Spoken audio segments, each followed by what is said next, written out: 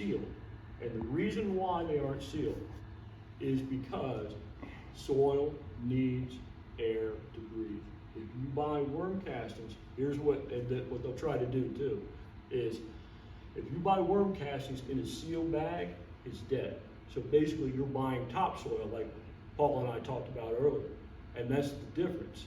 They will try to pass off worm castings once it's not living, it's just topsoil, guys. And that's what people don't realize is the thing that makes the earthworm castings do the job that it does is if you look under the microscope, you'll see 140 different little guys in there working for you. The sealed up bag kills those little guys. So all you have is the dirt. Don't let them fool you. Never ever buy worm castings in a sealed up bag. So it has to be alive because once you add it to wherever you're adding it to, it needs to still eat. Yes, ma'am, to make a foundation for you to grow whatever you want to grow. Yeah, a lot of people, and they'll try to trick you too at the store. Oh, we'll talk about this later. Now, this is worm tea. This is one of the products that the tea that is made by the earthworm castings. Now, the earthworm castings, you brew it up. I use a lingerie bag. It works very well because I can reuse it. And you brew it like sun tea with rainwater, or you let your city water sit out for 24 hours because you want your chlorine and whatever to evaporate. Now, here's the thing. They will try to sell you stuff that is not what it is. Now, I'm going to show you so you can see, so you'll have a little bit more knowledge so they won't be able to take advantage of it. Now, I'm going to show you. I'm going to come get one of my worm tea and show you an example here real quick. Now, if you notice, this tea here has an amber color. It's kind of got an amber brownish color. Now, this is worm tea. Leachette is the runoff from the worm bins, and it's bad. I'm going to borrow this corner for a minute. It's bad for a couple reasons, because it's got all the waste in it, and it's got all the alkaline in it, and all the bad pathogens in it, and it's black. Don't ever buy worm tea when it's black, because it's no good. It's almost like it's not pure. It's toxic to your plants. You can mix it 20-to-1 and use it, but the chance of you burning your plants is 50-50 even at that. So, yeah, don't let them fool you. And that stuff that drips off those stackable bins, that's leachette. I wouldn't use it. I mean, I don't sell it because I got a reputation to uphold, and you're only as good as your word in my business. So, that's the difference. Don't ever buy your black tea. Okay. Be right with you guys. Next slide, please. Thank you. Okay, this is how you apply your castings. And you see I have a plant here. It's not real difficult. You make the ring. Your plant's right here, and you make a little ring around it. You put and fill up that little crevice with the worm castings, cover it up. Make sure you cover it up because you want those nematodes in there so that my little guys can eat it. Water it in because water activates it. That's why it can last so long in those bags, because it is water activated in nature from the first rain, and it is water activated by you guys from the first watering. So how long can they last? They will last literally for up to, I know for a fact, at least 8 years. Oh, okay, wow. So here's what's nice. You can use half of the bag, come back 6 months later, be as good as the day you bought it. Half of my customers are from Canada, and they do that all the time. So, next slide, please. And this a little bit about the worm tea, how to apply the worm tea. You don't have to go underneath the leaves or any of that, because like we mentioned, it's a living product. So you spread the top, and they'll crawl around and do what they need to do. Okay, so you don't even have to put water, you can just put the worm tea. Yep, do it downwind, because it does not smell good, but it will do the job for you.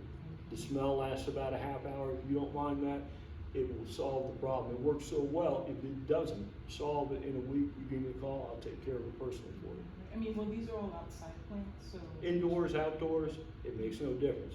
But if you do it, don't spray this indoors, because, Right. you know, just wanted to avoid a problem. Next slide, please.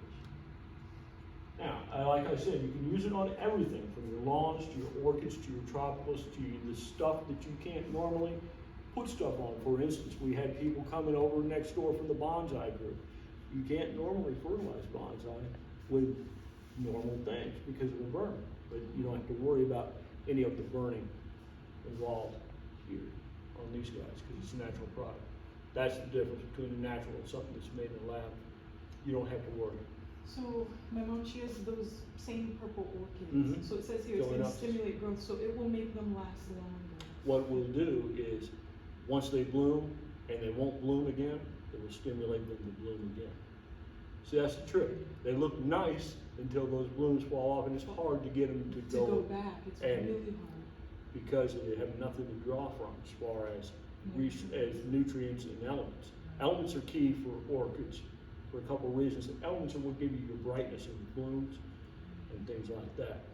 So if they are in a pot, use the worm castings. If they're hanging, do like use the worm tea, a direct feed on the roots. You know it's in a pot. Okay. Yeah, that will work good, especially Phalaenopsis love oak trees. So if you can find an oak tree, you'll be very happy, because they are geared towards the tannic acid that's in the oak tree, tannic or humic acid. And what that does is the roots bond to the tannic acid. So they'll bond to the oak tree, like in a crevice or something like that, and they'll stay there for years. Years, I mean. You don't have to reapply, you don't have to. Nope, just at first, put a little sphagnum moss in there so they can get established, then you're good. Because they'll spread out on the top of the bark, you'll see the roots, and they'll stay right there, literally for years, especially in this climate. Okay, let's see, is that the end of it? Or? That was your last slide. Okay, I wasn't sure. Thanks, Paul. No problem. But any questions, ladies? Yeah, I worked a bunch. So Please. she has orchids, but then she also has like regular, really strong plants that can handle heat. One of them actually is purple. I forget the name. Mm-hmm. Oyster Oyster died plant. outside, and we had to put it inside, and then the leaves bloomed again. Mhm. But any of those type of plants, they can- Indoors, outdoors, delicate stuff. Fruit It's trees? Fruit trees, yes. We cannot burn the roots, so you can put it right on top of the roots and not worry about any of the burning.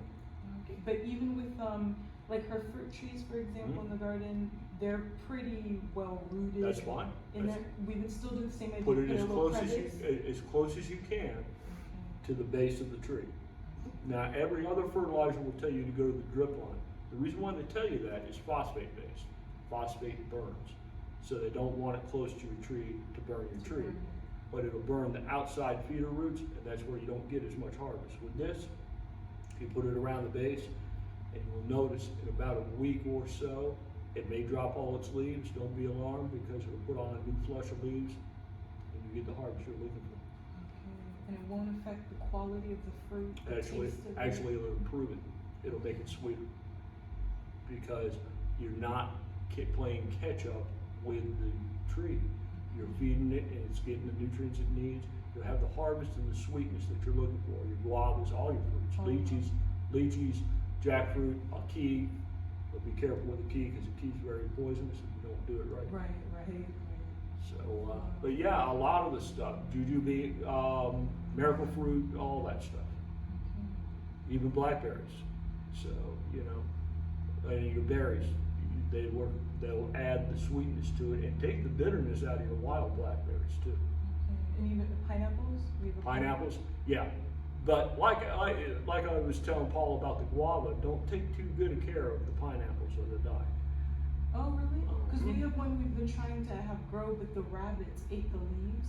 That's and all right. It's As long as that's all right. It can go down to the bottom as long as it's got a root, yeah. and it'll come back. It likes sand. I don't know why, but it's one of those things that It likes like the sand. sand. Just like the guava we were talking about, it likes the sand. Oh, because we have it planted. I don't think it's sandy there, so we haven't. But like I said, if you plant it right in the ground, those pineapples are nematode resistant as well. Okay. So, But don't take too good a care of it, cause too rich a soil will kill it. I found that out the hard way. They really are delicate. My boss told me that they're very temperamental. You have to be very sensitive with them and whatnot. I thought you could just plant them. You do. We put cow manure around it. That's part of the problem, you're taking too good a care of it.